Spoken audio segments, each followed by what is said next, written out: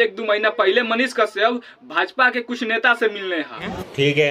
अब भाजपा के नेता ये सोचला हसन कि अगर तेजस्वी यादव के केहू बिहार में टक्कर देवे वाला बा तो मनीष कश्यप बाड़े। बात तो सही है।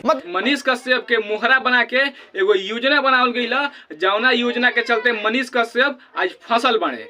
बात यही खत्म नहीं होता है हमारे दोस्त, वीडियो में बनो रहे, बस कुछ देरी के बात है, हम सब बता रहे हैं और चैनलवा का सब्सक्राइब कर देना।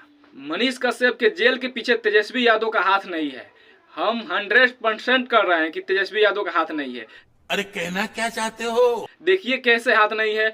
जब तक मनीष कश्यप कहा कि हम तुमको सीएम नहीं बनने देंगे तब भी कोई दिक्कत नहीं हुआ, तब भी मनीष कश्यप छूटा था, जेल में नहीं गया था, नहीं था। जब उसकी माँ बोली कि हमारे बेटा सीएम नहीं पीएम बनेगा तब मोदी जी का दिक्कत हो गया कि अरे बाप रे बाप, ये सीएम पीएम बनना सोच रहा है।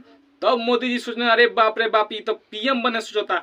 तब मोदी जी खेलने एगो खेल और मनीष कश्यप के जलवा देने डेल कि लागत कि अब होई ना उनकर बेल। देखा आपने लापरवाही का नतीजा है।